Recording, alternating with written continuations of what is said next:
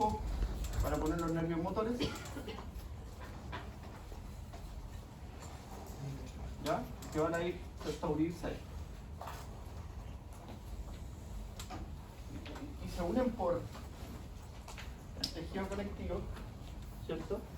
Que forman el perineuro, el epineuro y el endoneuro, ¿cierto? Entonces la unión. Y aquí vamos al otro color para mostrar, ¿cierto?, los nervios motores autonómicos que también viajan por este camino. ¿Ah? Entonces siempre vamos a encontrar raíz dorsal, raíz ventral. Ahí estamos ¿dónde? Porque hay que ubicarse al punto de vista anatómico. ¿Estamos dentro del canal vertebral o fuera del canal vertebral? Eso ocurre, esa división entre raíz dorsal y raíz ventral, ¿ocurre dentro del canal vertebral o fuera del canal vertebral? Buena pregunta, ¿eh?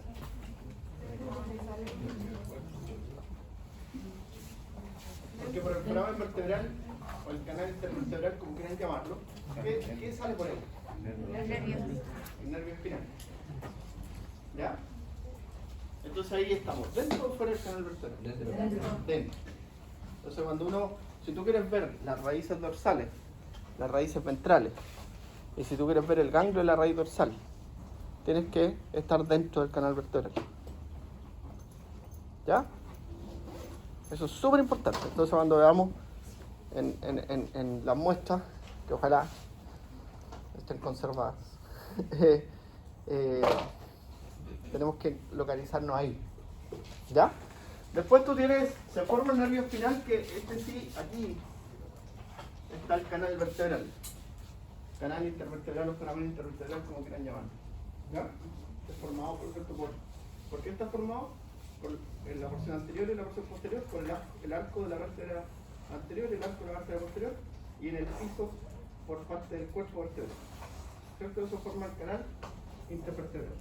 ¿Sí? Y de ahí nace el nervio espinal. ¿Ya? Y de ahí, ¿cierto? Cuando este nervio se divide, porque siempre se divide, lleva una mezcla de fibras motoras y sensitivas. ¿Ya? También autonómicas. ¿Ya? También las autonómicas. Y ahí nosotros esto lo llamamos, ¿cierto?,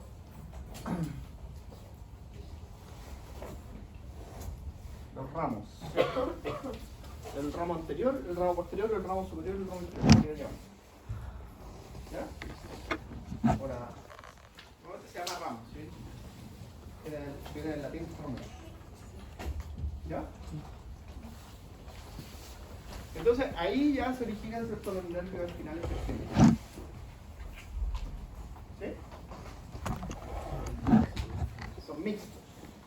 Entonces nosotros siempre vemos, por ejemplo, cuando veamos el plexo braquial, vemos el nervio mediano y vemos la distribución del nervio mediano, como baja el nervio mediano, ¿sí?, como desciende por el brazo, y vamos viendo, ¿cierto?, en qué parte se comporta como sensitivo y en qué parte se comporta como motor.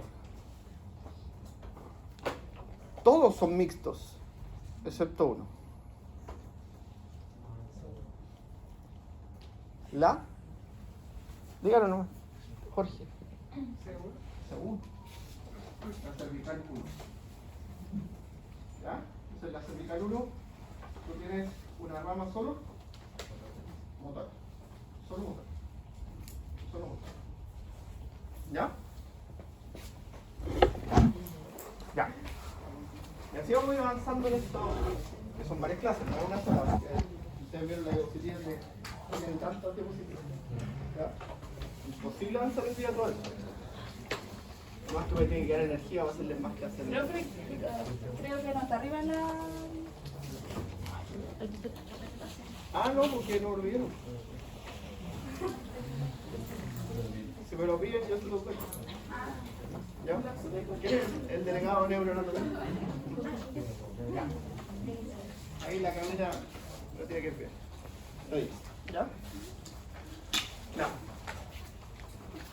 Bueno, entonces, nosotros encontramos estos nervios espinales que emergen desde la cervical 1, ¿cierto?, hasta la vértebra coxígea.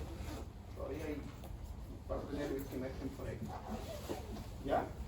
Y esta médula espinal, ¿cierto?, que como estructura anatómica propiamente tal, ¿cierto?, llega hasta L1, L2, ¿cierto? Hay variantes anatómicas siempre. ¿Ya? ¿Vieron por qué la médula espinal, ¿cierto?, va como quedando corta dentro del canal vertebral? ¿Por qué pasa eso? Eso lo vieron, tenían clase de médula espinal con Andrés. ¿Sí? Por el crecimiento, ¿cierto? Claro, el crecimiento, ¿cierto? Y eso es potenciado, ¿cierto?, en los primeros años de vida por todos los factores que regulan el crecimiento, algunos crecimientos, algunas teorías que son mayoritarios en la primera etapa de vida. ¿Ya? Bueno, y nosotros lo dividimos, ¿cierto?, en el segmento cervical. Entonces nosotros vamos a hablar del plexo cervical. El segmento torácico, el segmento lumbar, sacral y coxígeo. ¿Ya? Y en el torácico, lumbar, sacral y coxígeo nosotros vamos a localizar los plexos. El plexo braquial que va desde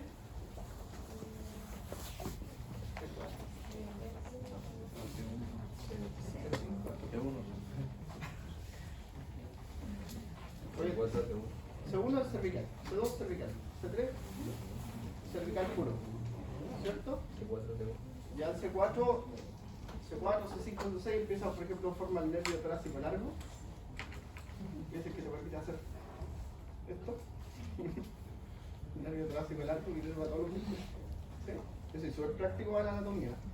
Oye, así me enseñaron a mí y así me gusta enseñar. Los primeros años que trabajé de profe fue profe de anatomía. Entonces, siempre traté de hacerlo muy práctico. Entonces, siempre vamos a dar ejemplos, cosas así. Vemos en el plexo vemos cortes de resonancia para ver dónde están los nervios, porque es importante saber por dónde pasa el nervio y en qué parte del cuerpo. No hacernos rayas y ver cierto que pasa por aquí, sino que saber que si levantamos el bíceps debajo, que usted va a hacer cirugía. ¿Ya? O a ver lesiones, cosas así. Ya. Claro, hasta después de C5, C6, C7, ¿cierto? Ya empieza, por ejemplo, a formarse partes que son de estructura, nervios que conforman el plexo braquial. ¿Ya? Y después, ¿cierto? Hay un plexo lumbar y un plexo sacral. ¿Cierto? Que en los humanos se llama así, plexo lumbar y plexo sacral. ¿Sí? Que son los nervios que van a inervar la cadera y la extremidad. ¿Sí? Y ahí, en los plexos, ¿qué ocurre? Cuando nosotros vamos mirando eso, ¿qué va ocurriendo para formar los nervios? Se anastomosan. ¿Sí? Se anastomosan. Entonces, mira, después vamos a aprender cómo se anastomosan más adelante. Yo tengo eso que me lo prestó mi muy buen amigo, ¿cierto? El doctor Salinas, que yo le digo al doctor Salinas, pero a mí es Pablo, que es mi amigo de los 8 años. Somos amigos de los 8 años. Estudiamos lo mismo, hicimos lo mismo, solo que él hizo el doctorado en anatomía y yo le hice en biología molecular. ¿Ya? Y trabaja en la Católica del Paraíso. Me prestó este esquema que sirve para estudiar la anatomía. ¿Ya?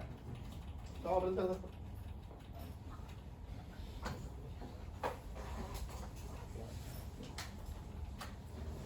Bueno, pasamos de jugar a la pelota a jugar con muestras biológicas. No sé. Bueno, en la médula espinal, ustedes ven, esto es súper importante que lo entiendan.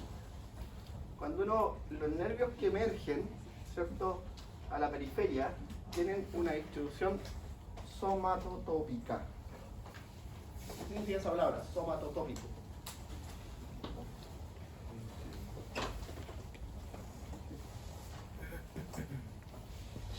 significa eso? Somatotópico.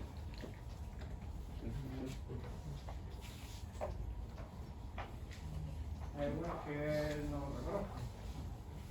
Bueno, somatotópico, ¿qué significa? ¿No? ¿Otro? Oh. ¿Somatotópico? ¿Qué concepción es lo de que Sí, por ahí va. quedaron juntos en el resto? ¿Ya? Pero que dijo que era Somatosensitivo, por ejemplo. ¿Qué te dice? ¿Qué les dice a ustedes a todos? Para no preguntar a todos, Felipe. ¿Cómo que se distribuye según el lugar donde se encuentra y hacia dónde Claro. distribuye? Cómo emergen y cómo llegan los nervios tienen una orientación y una ubicación específica en la médula. A eso se refiere, somatotópico. ¿Ya? Vamos a ver después, en el oído, por ejemplo, está la teoría de von Beckersee, que es la teoría tonotópica, que dice que ya pasó dejó de ser teoría, porque que hay áreas del oído que perciben ciertas intensidades de sonido, y esas áreas de sonido, áreas de intensidad de sonido se proyectan a la corteza auditiva. Aquí pasa lo mismo, o sea,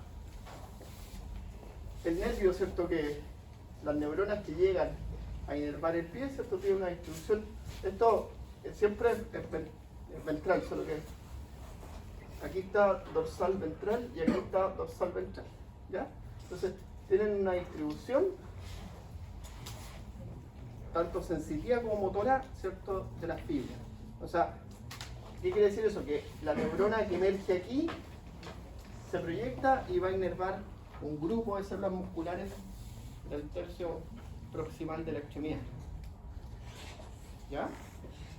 Y eso te permite, ¿cierto?, conocer algunas cosas. Por ejemplo, que en las regiones más mediales de la médula espinal, ¿cierto?, hay un control bilateral del eje axial. ¿Ya? ¿Sí? El somatotópico se refiere entonces al lugar donde llega la inervación o al lugar donde sale de la médula o ambos. No, el somatotopía se refiere a la distribución anatómica de las fibras que sigue una secuencia periférica, espinal, por el tracto nervioso por el que viaja y a nivel central. Porque tú tienes, por ejemplo, vas a tener, si miras lo sensitivo, vas a tener un área sensitiva para la cara, un área sensitiva para la piel del tórax. Disculpa. Entonces, lo que tú vas a tener, eso, ¿cierto?, que se va a proyectar, también lo vas a encontrar en el tracto espinal. Por ejemplo, cuando nosotros miramos el tracto espinal, nosotros vemos, por ejemplo, aquí, no sé si se acuerdan de eso, era sacral, lumbar, torácico, cervical. Van viajando las neuronas. Y a nivel esa somatotopía se mantiene en el tálamo y se mantiene en la corteza. ¿Ya? O sea, a lo que voy yo, Felipe, es que si tú dañas un grupo de neuronas en un área específica del tracto espinal, eso se va a ver reflejado en un área específica del cuerpo. ¿Ya? ¿Tiene que ver con ese lenguaje como un ser humano deforme, como de forma sensitiva? ¿No? Claro, ese es el homúnculo. Ese es el homúnculo sensitivo y hay un homúnculo motor. ¿Ya? Bueno, y eso es súper importante porque desde el punto de vista clínico, cuando ustedes hagan el examen neurológico o vayan a las profundidades del examen neurológico en neurología, normalmente, ¿cierto?, las lesiones y cuánto abarca la lesión refleja las alteraciones que tiene el paciente en el periférico y en el área donde está la lesión. Para eso sirve este curso que, como yo les expliqué en algún momento, tenemos un proyecto ahí en la escuela hace años que lo queremos transformar en neurociencia. ¿Ya? Bueno, entonces,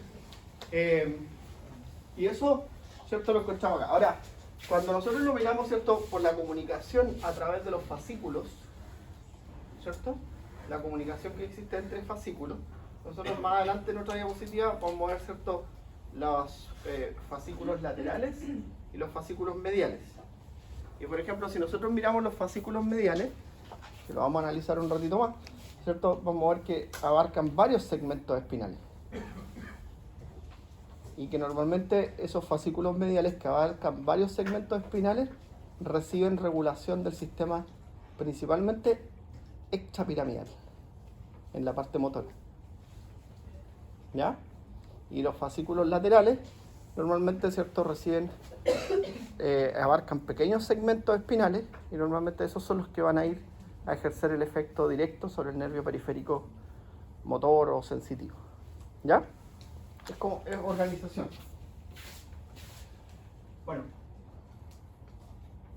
Ahí está, mira, esto muestra, por ejemplo, esos puntitos reflejan los cuerpos de las neuronas que emergen y llegan a un punto específico. ¿Ya? Entonces, por ejemplo, tú dices el bíceps, uno fácil. ¿Por qué nervio es inervado el bíceps? ¿Cómo se llama el nervio que inerva el bíceps? ¿El bíceps? Uno que perfora y después llega al bíceps.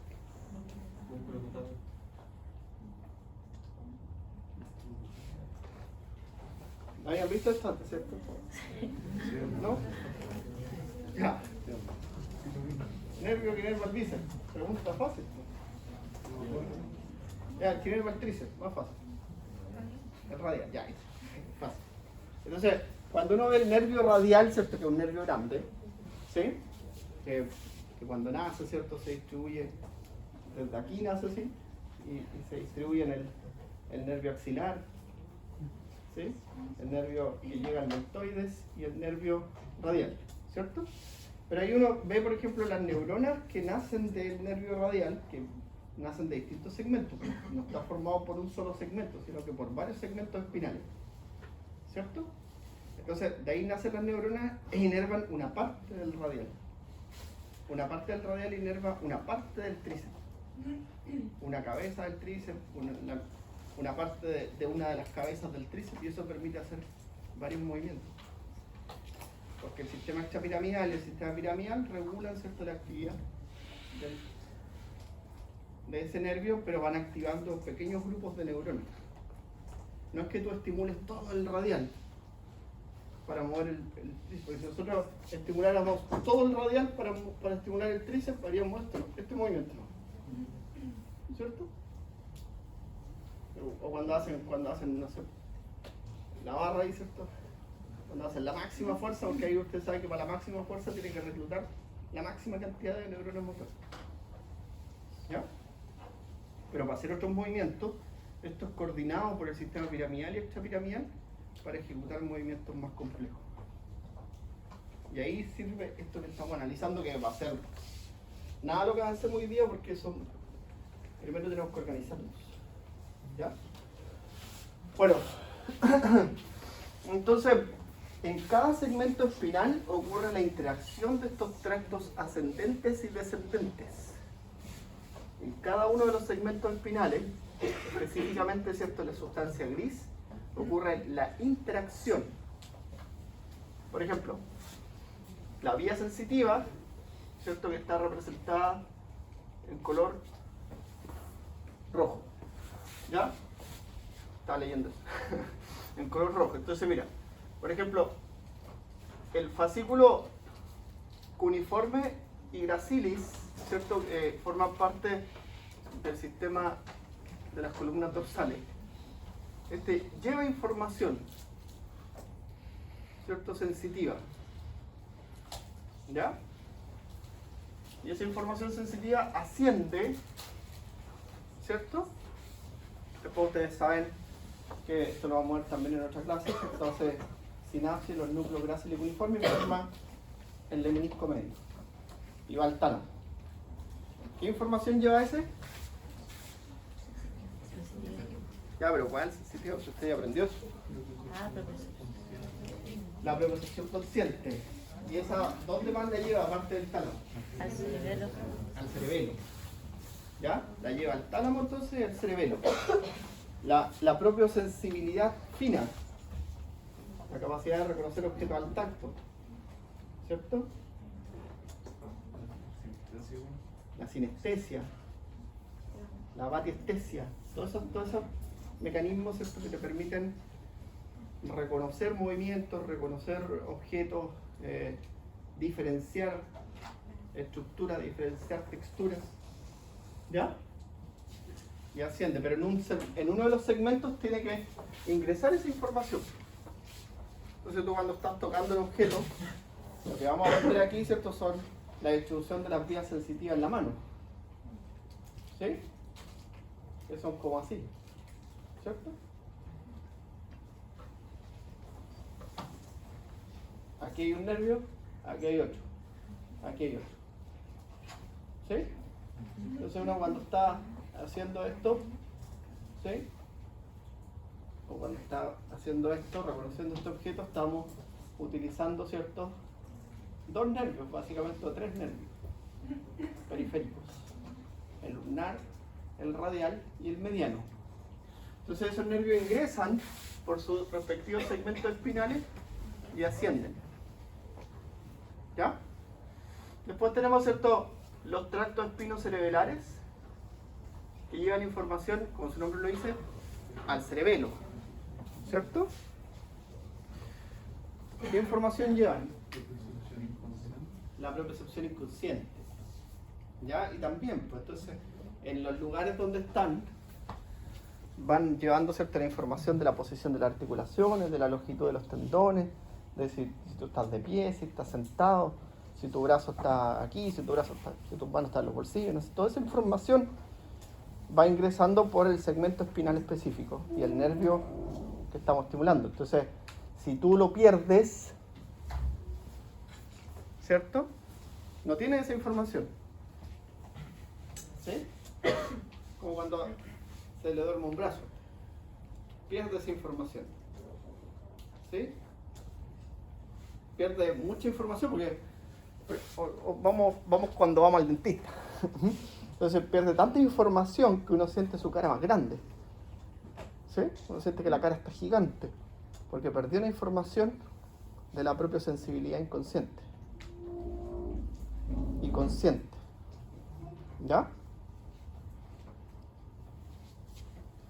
Bueno, y el sistema anterolateral, ya que es bien grandote aquí, bien distribuido. Esto es como una representación gráfica, ¿no? Esto es bien grandote, bien distribuido aquí, ¿cierto? Incluso hay una parte, se divide en lateral, medio, ¿cierto?, medio ventral, ¿sí? Y este sistema anterolateral está formado por el tracto espinotalámico, que lleva información desde la médula espinal al tálamo, ¿ya? Y conduce, ¿cierto?, otros estímulos, como por ejemplo la nocicepción, que para nosotros esto es el dolor, la temperatura, frío y el calor, la propia sensibilidad menos definida, o también se denomina tacto grueso, ¿cierto? Y además el cosquilleo, ¿cierto?, el prurito y otros estímulos que son mucho menos específicos, ¿ya? Pero como lleva estímulos que son menos específicos pero muy importantes, también está formado por un tracto que se llama espino reticular, ¿ya? Que el espino reticular lleva la información a la formación reticular. Entonces aquí ustedes van a decir, ¿qué es la formación reticular? O vamos a integrar entre todos, si esto no es interrogatorio, chiquillos. Ellos me conocen. ¿No? Felipe, Paula. Me conocen porque yo no lo interrogo, estamos conversando. ¿Sí? Ya. Entonces, mira, cuando llevamos la información a la formación reticular, ¿la formación reticular qué es? ¿Qué es la formación reticular? Es un área del troncocéfalo. No es una cosa así como, no es como el trocánter mayor del fémur. No, es un área del troncocéfalo que está formada por una cadena de núcleos. Es una cadena de núcleos. El núcleo del RAF, los núcleos del RAFE, ¿sí? Algunas personas tienen 9, otros tienen 10. Los núcleos del RAFE, el locus ceruleus, los núcleos del vago, el núcleo gigantocelulares. Todos son una serie de núcleos. ¿Y qué hacen esos núcleos? Activan respuestas rápidas. ¿Ya? Antes de que la información se procese y vaya del tálamo al sistema límbico, del tálamo a la corteza somatosensitiva, o vaya del tálamo a núcleos que van a generarse entre la respuesta autonómica y la respuesta endocrina, ahí en la formación reticular se pueden activar respuestas descendentes, rápidas. ¿Ya? Entonces, por ejemplo, ahí se controlan los reflejos posturales. Entonces, no te cae. ¿Ya? Se activa el sistema modulador descendente del dolor en esa zona. Se pueden activar reflejos autonómicos como el estornudo, la tos. ¿Sí? Por eso es importante llevar estos estímulos a la formación reticular. ¿Ya? Y también el tálamo, porque el tálamo va a hacerlo. Ya, y eso también, la información de ahí entra. Si yo me pincho el dedo, depende de la parte del dedo que me pinche, ¿cierto? Entra por el nervio que lleva la información al segmento espinal específico y después haciendo. Ya, entonces aquí, en esta parte, ¿cierto? Hay una serie de interneuronas que vamos a ir mirando en estos esquemitas que tengo yo, que van a distribuir la información. ¿Ya? Nosotros, por eso ya vamos a estar nervios periféricos, tractos sensitivos. ¿Ya? Y en la parte motora es mucho más crítico, porque nosotros llamamos a los nervios periféricos motores, neurona motora inferior. ¿Se acuerdan? Neurona motora inferior.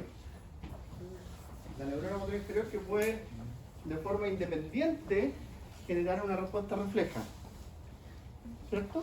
De forma independiente puede generar una respuesta refleja. ¿Sí?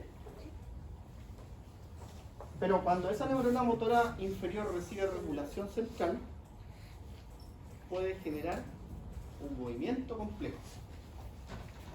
Esa es la gran diferencia. Entonces esta neurona de aquí, que estamos viendo, ¿cierto? Puede generar una respuesta refleja, que es coordinada en el segmento. ¿Ya? O puede generar una respuesta motora refleja intersegmentaria, que es coordinada en el troncoencéfalo. ¿Ya?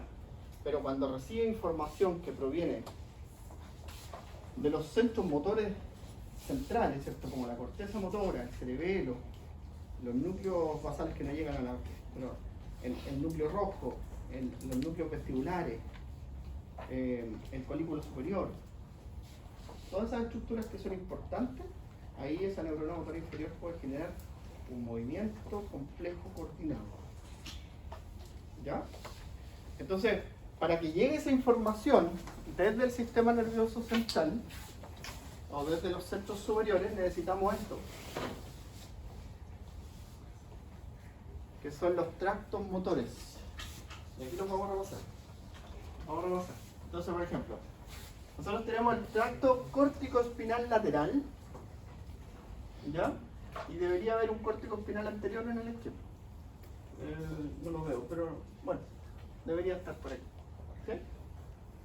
No está, bueno, el esquema, no todos los esquemas son tratados cada uno bonito. ¿No es el córtico espinal anterior? Córtico-espinal lateral y anterior. Está ahí arriba. Ahí está. Ya, y este es bilateral. Este es unilateral. ¿Ya? Este unilateral normalmente coordina el movimiento más distal. Por ejemplo, yo quiero tomar el lápiz de forma voluntaria. Y este que es el anterior, ¿cierto? Es bilateral, que coordina movimientos que son bilaterales. ¿Ya?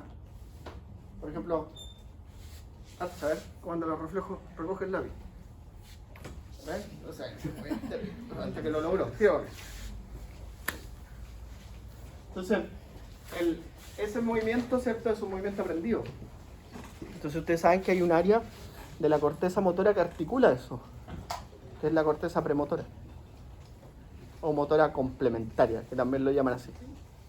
¿Ya? Esa área que es anterior, corteza motora complementaria, es capaz de articular esos movimientos bilaterales. Ahora, desde la corteza motora primaria nacen las neuronas que principalmente viajan a través de estos dos tractos, ¿ya? Pero principalmente a través del tracto córtico espinal lateral para coordinar el movimiento voluntario consciente. ¿Ya? Coordinar el movimiento voluntario consciente. Y todos los otros que ustedes ven ahí, ¿cierto? Excepto esos dos, que los podríamos haber rayado si se pudiese, ¿cierto? Excepto estos dos, todos estos que ustedes ven ahí, ¿cierto? Forman un sistema de regulación del movimiento voluntario, pero inconsciente. O sea, regulamos el movimiento voluntario de forma inconsciente. ¿Ya? Y eso lo hace, ¿cierto? Un sistema que por anatomía se llama sistema extrapiramidal. ¿Ya? Entonces, este tracto córtico espinal lateral y anterior forman el sistema piramidal, porque anatómicamente forman estas estructuras que se llaman pirámides. ¿Cierto?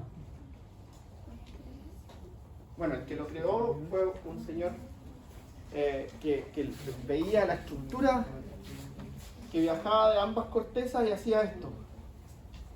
Entonces él no vio las pirámides, él vio que formaban una pirámide cuando descendían estas cintillas que se llaman la corona radiada. Después se forman los... ahí se olvidó.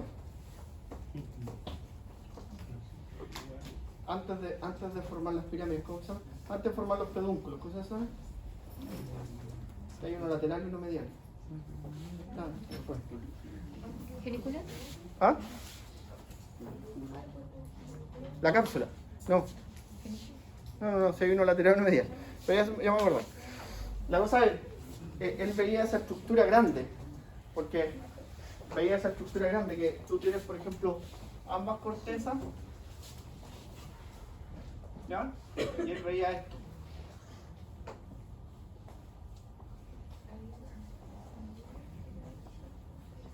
Entonces a eso lo llamaba, ¿cierto?, pirámide.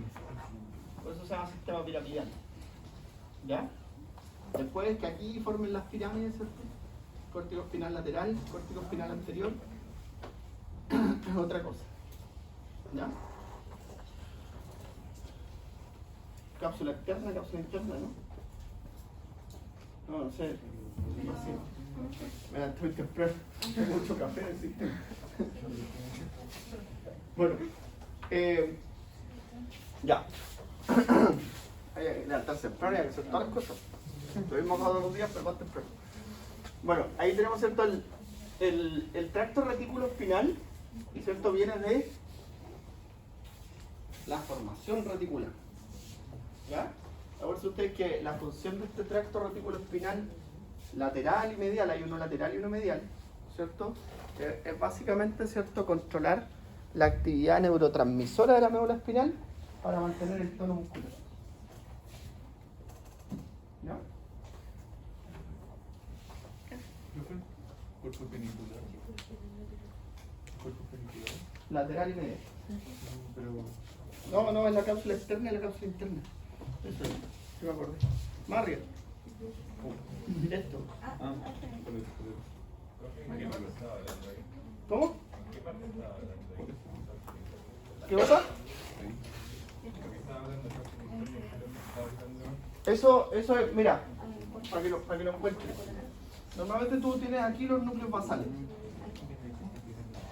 ¿Ya? Entonces hay una cápsula externa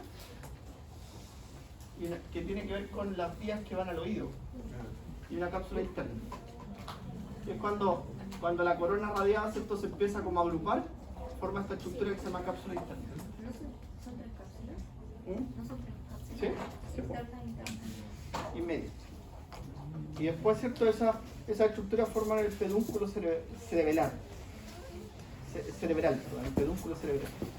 ¿Ya? Que se llama, anteriormente cuando yo estudié anatomía, se llama la cruz cerebri, que son las piernas del cerebro. Las que están antes del puente, los pedúnculos cerebrales.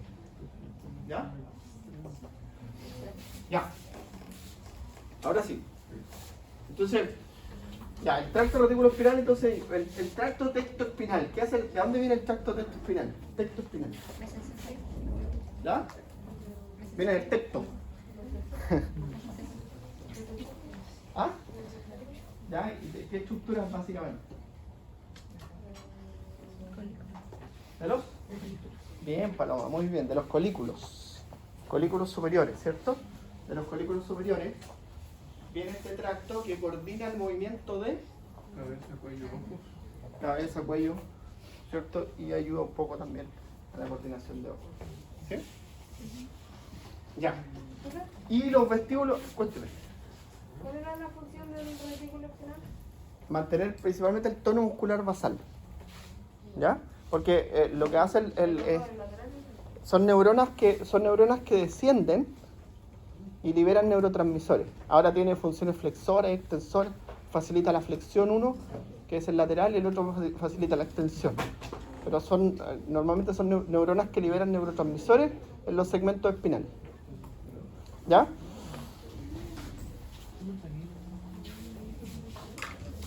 Ya. Los vestíbulos espinales, los tractos vestíbulo espinal, ¿cierto? Vienen de los núcleos vestibulares. ¿Ya? Tenemos un tracto vestíbulo espinal lateral y un tracto vestíbulo espinal medial. ¿Cierto? Vienen de los núcleos vestibulares y lo que hacen, ¿cierto?, es coordinar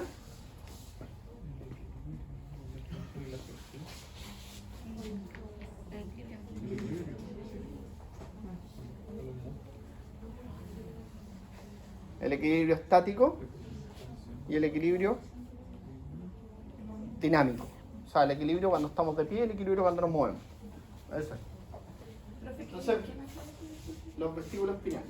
Ya, el lateral y el medial, ¿cierto?, se diferencian en cuánto descienden, ¿cierto? El medial llega normalmente hasta las torácicas y el lateral toda la médula espinal. Y controlan la musculatura del eje axial. ¿Ya? La musculatura del eje axial. Y además, ¿cierto? Acuérdense usted que ese tiene una parte ascendente que vamos a ver después que tiene que ver con la musculatura extraocular. ¿Ya? ¿Y qué información recibe el sistema vestibular? Del sistema vestibular. ¿Ya? Que está formado por el aparato vestibular, por los ojos, por la visión y la información que proviene del cerebelo, de las articulaciones. ¿Ya? Porque el tracto, los núcleos vestibulares reciben información también del cerebelo. ¿Ya? Y eso es el componente motor periférico, ¿cierto?, de la posición de las articulaciones, llega ahí. ¿Ya? Los ergoreceptores que se llaman. Ya. Ahí nos ubicamos. Entonces, lo que van haciendo estos sistemas, no me quedó ninguno, ¿cierto? No me quedó ninguno. Lo que van haciendo estos sistemas, ¿cierto?, van haciendo sinapsis en cada segmento. Y emerge, ¿cierto?, la respuesta motora integrada por la señal piramidal, que no se olviden, es el control consciente del movimiento voluntario. Y por la señal extrapiramidal que corresponde al control inconsciente del movimiento voluntario. ¿Ya? Ya. ¿Van entendiendo? ¿Sí? Bueno, y eso ocurre, ¿cierto?, en todos estos segmentos y tantos nervios. Toda esa integración es la que traen en el periférico. ¿Ya? Y aquí miremos, mira. Esta es una vista ventral. Sí, una vista ventral de la médula espinal. Entonces, si yo le indico aquí, ¿qué son estos? las raíces ventrales. Vamos con el indicador mejor para que sea más fácil. Ya. Entonces estas son las raíces ventrales. ¿Ya? Ya. Eso ustedes ven ahí, ¿cierto? Es pía madre, eso es aracnoides, y lo que está replegado hasta acá es la dura madre. ¿Ya? Y ahí, ¿cierto? Esto, si yo voy hacia abajo, voy a encontrar algo que se ve por ahí, que sería, que se ve ahí también. Es lo mismo, ¿eh? ¿Se dan cuenta la diferencia de tejido? Mira la diferencia de tejido, un corte fresco. Entonces, la diferencia de tejido, mira, eso es aracnoides, pía madre, porque eso son membranas, ¿cierto? Son las meninges, las membranas meningias. Y esa es dura madre, ¿sí? Pero mira el color, es distinto, de los nervios, ¿cierto? Es un amarillo un poquito más intenso. Entonces ahí tenemos las raíces ventrales, ¿ya? Y ahí mira, se ve poquito de la raíz dorsal. Aquí sí se ve una raíz dorsal bonita, ¿ya? Ahí se ve otra raíz dorsal bonita, ¿ya? Aquí mira, otra raíz dorsal bonita, ¿ya? Y aquí, en esta zona debería estar el ganglio de la raíz dorsal, ¿ya? Bueno, y ahí están, pues ven la misma estructura. Ya, pero ahí está el cuerpo vertebral, aquí está el arco vertebral. ¿Ya? Y ahí está, ¿cierto? La dura madre, la aracnoides, la pía madre, y ahí tenemos, ¿cierto? Lo que estábamos conversando recién. La raíz ventral, la raíz dorsal y el ganglio de la raíz dorsal. ¿Ya? Y después, ¿cierto? Esto se divide en nervio. Entonces, si esto se divide en nervio, este sería el... aquí ya cuando nace aquí el nervio espinal. Y si se divide en dos cosas, ¿qué sería? Ramo anterior y posterior, ¿cierto? ¿Sí? Porque a uno le cuesta eso, porque cuando va el plexo braquial te dicen la anastomosis de los ramos posteriores forma T. La anastomosis de los ramos anteriores forma E. ¿Ya? Y así uno tiene el plexo braquial. Y después empieza a hacer esto. ¿Ves? Ya.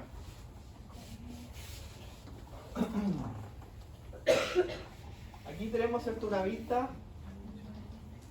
Está bien dañada, pero es... ¿Cómo se llama esa estructura? Este es el cono medular final, ¿cierto? Que termina como filum terminal. ¿Sí?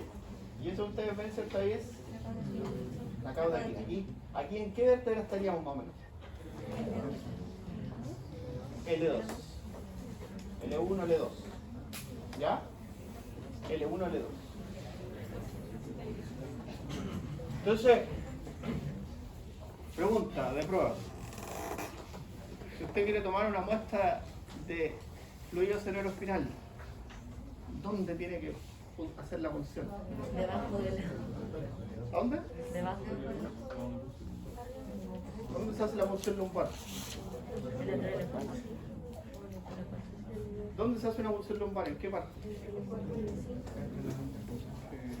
¿A dónde? Entre L4 y L5. ¿Ya?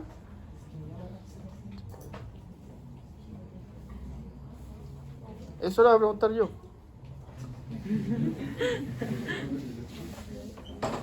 Yo pregunto cosas prácticas. Felipe y Pablo. Cosas que sirven. ¿Ya? Eso es práctico. Muchos de ustedes van a asistir a una cirugía. Hoy día, por ejemplo, todas las cirugías que son de rodilla, en cirugías que son a nivel testicular, todo se hace con anestesia raquídea. Y uno tiene que saber dónde se hace la punción. Para extraer muestra de fluido o para adicionar una anestesia. ¿Ya? Ya. Bueno, y estos nervios, ¿cierto? Van emergiendo, ¿sí? Ahora, ¿por qué se hace entre L4 y L5?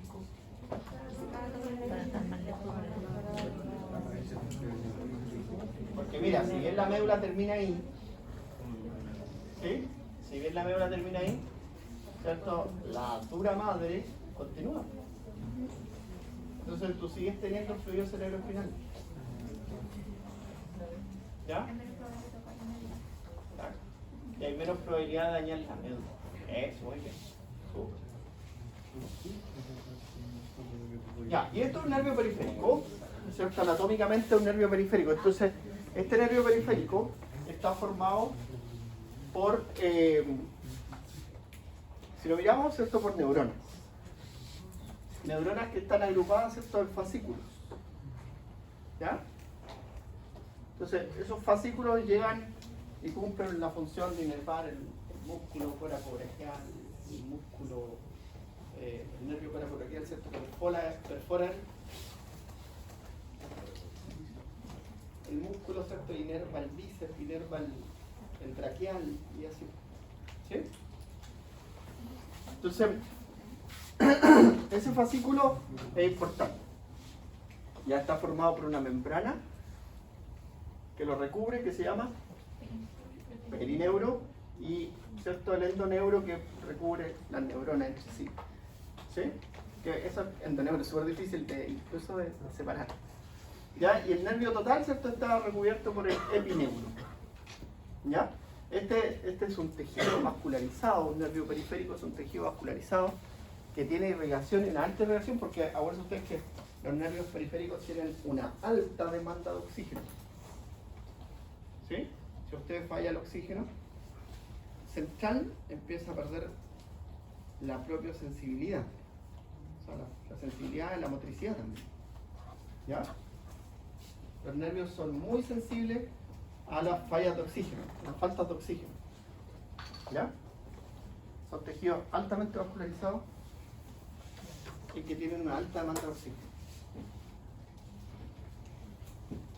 Entonces, si yo les pregunto, ¿este nervio es sensitivo o motor? Mixto. Mixto. No. Eso nos quedamos. ¿Ya? Entonces, va a tener fascículos que son motores y tiene fascículos que son sensitivos. ¿Ya?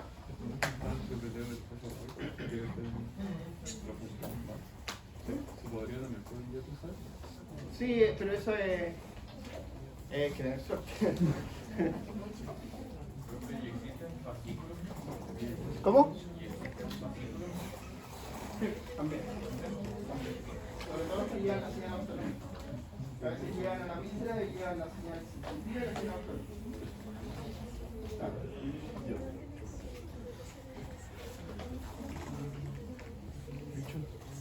¿Se podría hacer eso? Una cuestión exacta. Ahora, lo que mostraba antes es que hay en el área epidural, hay una especie de técnica que migra en la aguja y pueden hacer una porción lumpar. Es súper difícil y es riesgoso igual. Va hinchando nervios. Pero no es imposible, claro. Siempre he tenido la duda de cuánto líquido cefalorraquídeo tiene que caer para que el paciente se empiece a sentir. Bueno, Porque lo que cuando la función sale gatita. ahora uno, a lo mejor lo vieron con Andrés, las láminas de Rexel, ¿cierto? Ya, que eso no las vieron. ¿No? Qué bueno, porque eso es lo que ya no se usa. Hoy día, ¿cierto? Se ve más bien la interacción sináptica en la médula, ¿cierto? Y se distribuye por somático y visceral. ¿Qué significa somático? ¿Qué es somático? Cuerpo en general, ¿cierto? Pero más bien en el sistema nervioso, porque el concepto somático se usa mucho, pero en distintas áreas de la medicina de forma distinta. Por ejemplo, en lo somático celular se refiere a las células que están diferenciadas. ¿Ya? Eso lo dice una mutación somática ocurre en un nervio, en una célula diferenciada. ¿Sí? En el hepatocito, en una célula del pulmón. ¿Ya? Y ahí se divide en células somáticas y células germinales. La línea germinal es otra línea y la línea somática, ¿ya? En el caso de la neurociencia, ¿cierto? Lo somático se refiere a la superficie del cuerpo que no es víscera, ¿ya? Y las vísceras se refieren, ¿cierto?, a las vísceras torácico-abdominales y también, ¿cierto?, a las vísceras, incluyen dentro de las vísceras los vasos sanguíneos, ¿cierto?, arterias y venas. ¿Ya? Entonces, lo somático y eso es dependiente. ¿Ya?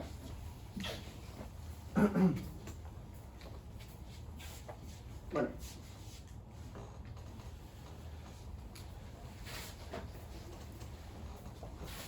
Entonces, en esta parte, ¿cierto?, es visceral, ¿ya?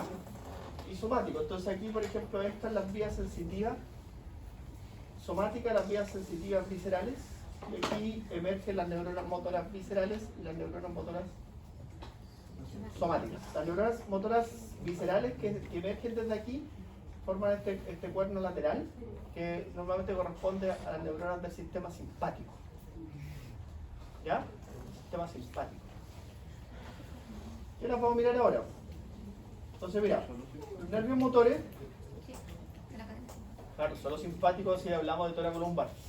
Ya, porque las sacrales que forman los nervios parasimpáticos, S2 y S4, tienen una localización más próxima y más relacionada con esta área. ¿Ya? Con el asta anterior. ¿Ya? Entonces, mira, esta neurona motora visceral y esta neurona motora somática se diferencian. Se diferencian en que la neurona motora visceral va a llegar a un ganglio y va a hacer sinapsis con una otra neurona que se llama postganglionar. ¿Ya? Entonces ahí nosotros vamos, mira, la neurona motora visceral, ¿cierto?, viaja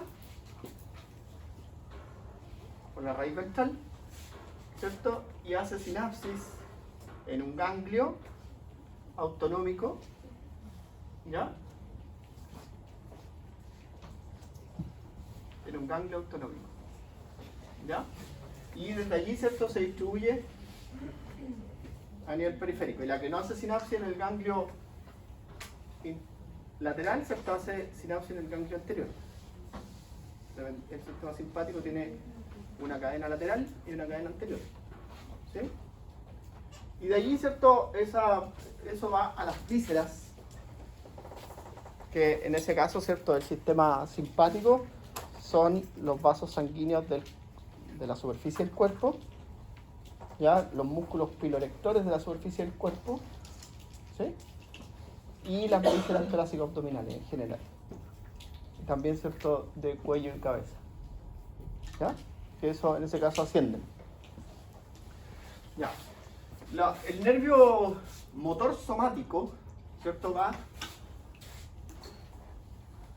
a la musculatura esquelética, ¿cierto?, de las extremidades y de la superficie torácica abdominal. ¿Ya? A la musculatura esquelética.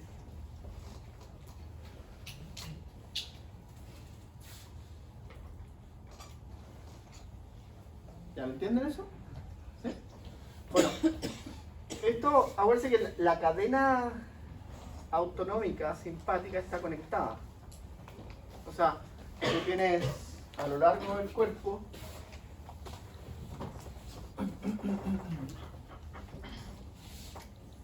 una cadena de ganglios que están así. ¿Ya? Ahí están la cadena de ganglios. Y eso están conectados, ¿cierto?, por los ramos comunicantes blancos y grises. ¿Cierto? ¿Cuál es la diferencia? El gris está más lateral. Ya, uno lleva y el otro trae. Ya, súper bien.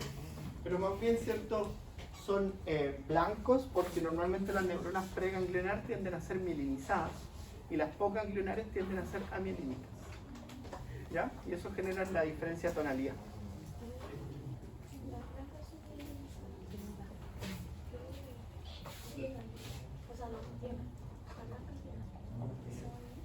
¿Se supone que son para verte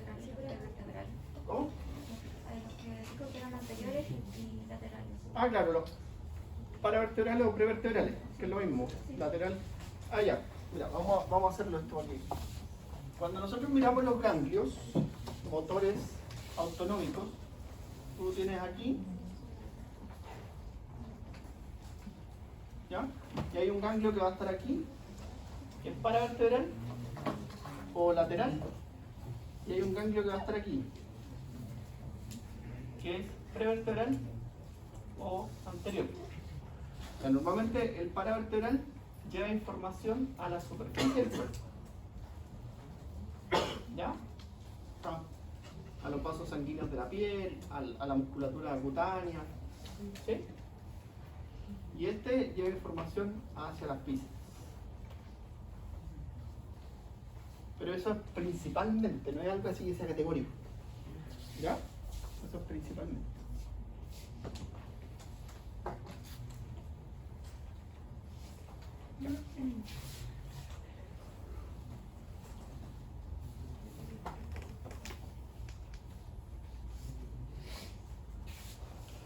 La información sensitiva, ¿cierto? Va a llegar a la raíz dorsal, ¿cierto? Y ingresa, ¿cierto? Desde receptores que están a nivel periférico, ¿cierto? Heteroceptores y propioceptores de la superficie del cuerpo y las extremidades, interreceptores, ¿cierto? Que son los que se asocian a las vísceras, y también en la porción posterior, ¿cierto? Eso se refiere, ¿ya? Y esa información, ¿cierto? Viaja por neuronas pseudounipolares que después van a hacer una sinapsis en esta área. Y en esta sinapsis es donde juega la regulación.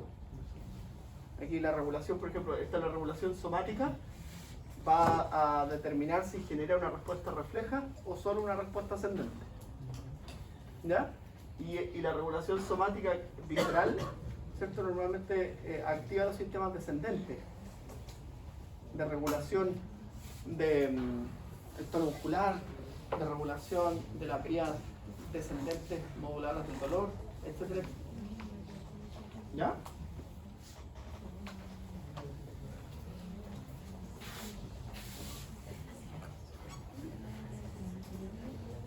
Ya, y con esto vamos a terminar, porque esto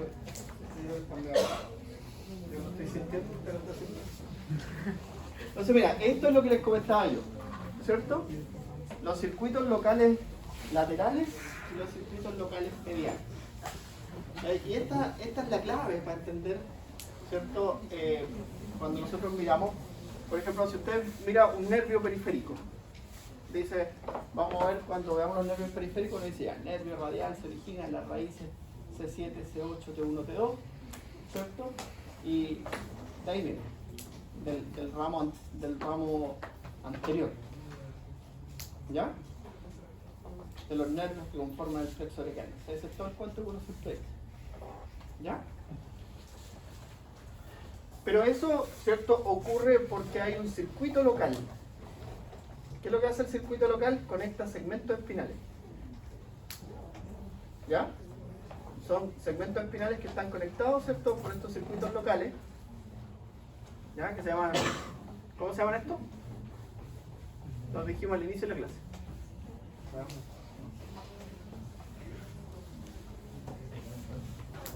Antes se llamaban así, hoy día ese nombre no se usa mucho hoy día. Más bien se llama circuito local lateral, ¿cierto? Pero antes se llamaban fascículos propios, ¿se acuerdan? Fascículos propios. Ya. Y esto ocupa, ¿cierto? Los laterales normalmente son de corta distancia, o sea, ocupan una pequeña cantidad de segmentos, y los mediales son de larga distancia, ocupan más segmentos. Estos reciben principalmente inervación. Si miramos el sistema motor, reciben principalmente inervación del sistema piramidal. Y el control que realizan es unilateral. ¿Ya? Si lo miramos en el sistema motor. ¿Ya? Si miramos el sistema sensitivo, mira qué interesante la mirada, porque si tú miras el sistema motor, concéntrense. Si miramos el sistema motor, recibe información principalmente del sistema córtico espinal o piramidal, ¿cierto? Y eso permite la coordinación de movimientos conscientes, ¿sí? Más precisos, más finos, más distales. ¿Ya? Más distales. ¿Aprendieron o no? ¿A levantar el dedo? No. Ya. Y cuando nosotros lo miramos desde el punto de vista sensitivo, si nosotros lo miramos del sistema sensitivo, normalmente los circuitos locales laterales reciben información de las vías de la percepción consciente y el tacto fino. ¿Ya? Abarcan un pequeño grupo de neuronas, nada más. ¿Ya? Y si nosotros miramos los mediales, que ocupan más segmentos, si lo miramos desde el punto de vista motor, reciben principalmente regulación extrapiramidal. ¿Ya?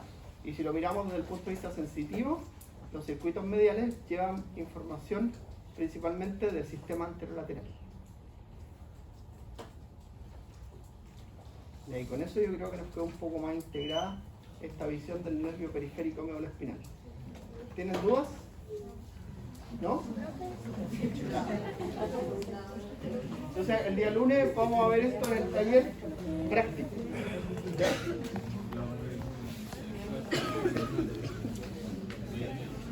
1.4 neuronales a las 11 de la mañana en el laboratorio.